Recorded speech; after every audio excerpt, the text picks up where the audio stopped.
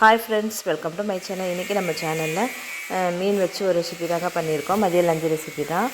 மீன் குழம்பு தான் வைக்க போகிறோம். இன்றைக்கி குழம்பு வந்து எப்பவும் போல் இல்லாமல் நம்ம வந்து கொஞ்சம் வித்தியாசமாக எப்படி செய்யலாம்னு நம்ம பார்க்கலாம். அதுக்கு ஒரு சின்ன மாற்றம் தான் பண்ணியிருக்கேன். அதில் அவ்வளோ குழம்பு அவ்வளோ ஒரு டேஸ்ட்டாக மாறிடும். ஈஸியான வேலை தான், நீங்களும் ட்ரை பண்ணி பாருங்கள். அதுக்கு வந்து நான் ஒரு கடாயில் எண்ணெய் ஊற்றி எண்ணெய் காய்ஞ்சதும் நம்ம வந்து நாங்கள் எப்போவுமே சோம்பும் வெந்தயம் தான் போடுறது. இந்த தடவை மாற்றி கடுகும் வெந்தயம் போட்டிருக்கேன். சட்டி வச்ச உடனே அடுப்பு எரியறதுல சட்டை வச்சுட்டு மறந்துட்டே சட்டி கருத்துருச்சுன்னு. அதுக்கப்புறம் சின்ன வெங்காயம், பூண்டு, மிளகாய், தக்காளி எல்லாம் எடுத்து வச்சுருக்கேன். சின்ன வெங்காயத்தை அப்படி போடாமல் இந்த மாதிரி இடி உரலில் சேர்த்து நல்லா நச்சுட்டு சேர்த்து பாருங்கள். அந்த குழம்போட டேஸ்ட்டு சொல்லவே வேணாம். அதே மாதிரி பூண்டையுமே நான் நச்சுட்டு தான் சேர்த்துருக்கேன்.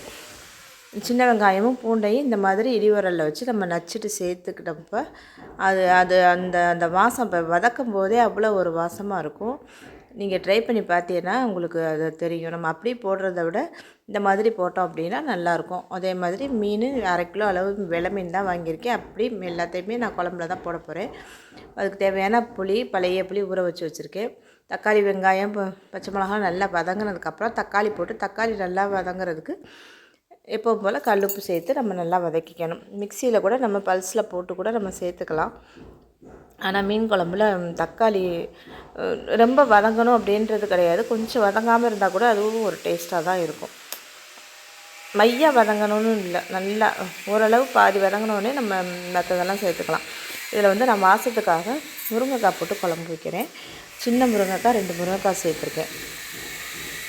முருங்கைக்காய் போட்டு மீன் குழம்பு வச்சு பாருங்களேன், அதுவும் ஒரு தனி டேஸ்ட்டு சூப்பராக இருக்கும்.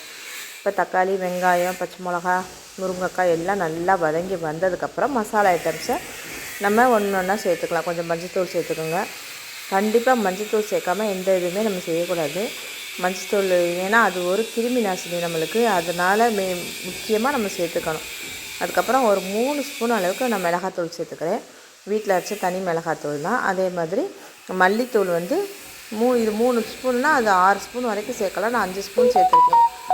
5லேருந்து 6 ஸ்பூன் வரைக்கும் தாராளமாக சேர்த்துட்டு நல்லா எண்ணெயிலே ஒரு லேசாக நம்ம வதக்கணும். அப்படின்னா அடுப்பை மீடியம் ஃப்ளேமில் வச்சுட்டு வதக்கிட்டு நம்ம செய்யும்போது நம்மளுக்கு வந்து அந்த கலர் வந்து நம்ம காஷ்மீர் மிளகாத்தூள் போட்ட மாதிரி குழம்பு ஒரு கலர் கொடுக்கும். ஸோ அதுக்கு தான் நம்ம அந்த எண்ணெயிலே நம்ம வதக்கணும். எண்ணெய் நல்லெண்ணெய் ஊற்றி நம்ம வைக்கலாம். நல்லெண்ணெய் ஊற்றி வச்சா உடம்புக்கு ரொம்ப நல்லது. இந்த மாதிரி காரக்குழம்பு அந்த உரப்பு இதெல்லாம் பேலன்ஸ் பண்ணி கொடுக்கும். இல்லாத பட்சத்தில் நம்ம கடலெண்ணெய் இந்த மாதிரி எந்த எண்ணெய் வேணாலும் நம்ம சேர்த்துக்கலாம். புளி வந்து பழைய புளி தான் சேர்த்துருக்கேன். பாருங்கள், பார்த்தாலே தெரியும், கருப்பாக தான் இருக்குது. சரி, மீன் குழம்புக்கு பழைய புளி சேர்த்தா தான் நல்லாயிருக்குங்கிறதுனால சேர்த்து மறுபடியும் நல்லா கரைச்சி சேர்த்தாச்சு. தேவையான அளவு தண்ணி ஊற்றி நம்ம வந்து கொதிக்க விட வேண்டியது தான். உப்பு காரம் எல்லாம் செக் பண்ணி பார்த்துட்டு நம்ம இதெல்லாம் கொதிக்க விட வேண்டியது தான். இப்போ கொஞ்சம் கொதிக்க ஆரம்பிச்சிருக்கு. இப்போ இந்த இடத்துல வந்து நான் என்ன பண்ண போகிறேன் அப்படின்னா, முட்டை அவிக்கலான்னு நினச்சேன். சரி, இதிலே போட்டுடலாம், குழம்பு கொதித்து வற்றி வர்றதுக்குள்ளே முட்டையை வெந்துடும் அப்படிங்கிறதுனால ஒரு 3 முட்டையை மட்டும் நான் இதில் சேர்த்துக்கிறேன். சேர்த்துட்டு நல்லா அது கொதித்து வற்றி வரும்போது முட்டையும் சேர்ந்து அவிஞ்சிரும் இல்லையா. முட்டை இந்த மாதிரி குழம்புல போடும்போது நல்லா வாஷ் பண்ணிவிட்டு போடுங்க. போட்டுட்டு நல்லா அது ஒரு 10லேருந்து 15 நிமிஷம் நல்லா அடுப்பை மீடியம் ஃப்ளேமில் வச்சு நல்லா வேக வச்சு எடுத்ததுக்கப்புறம் குழம்பு மீனை போட போகிறேன். மீனை போட்டுட்டு நம்ம நல்லா மிக்ஸ் பண்ணி விட்டுட்டு இன்னும் ஒரு மீடியம் ஃப்ளேமில் வச்சு ஒரு 5லேருந்து 10 நிமிஷம் கண்டிப்பாக மீன் போட்ட உடனே அமர்த்திடாதையே, கொதிக்கணும். கொதிச்சா தான் அதில் வந்து உப்பு உரப்பெல்லாம் சாரும். ரொம்ப கொதிக்க விடக்கூடாது. ஓரளவுக்கு கொதித்து ஒரு 5 நிமிஷமாவது 5 நிமிஷம் 10 நிமிஷமாவது நம்ம வச்சுருந்துட்டு தான் மீடியம் ஃப்ளேமில் வச்சு கொதிக்க விட்டுட்டு தான் நம்ம அடுப்பை அமர்த்தணும். அப்போ தான் அதில் உப்பு உரப்பெல்லாம் சாரும். இதே மாதிரி மெத்தடில் நீங்கள் இந்த மாதிரி செஞ்சு பார்த்துட்டு எப்படி இருக்குன்னு எனக்கு சொல்லுங்கள். தேங்க்யூ.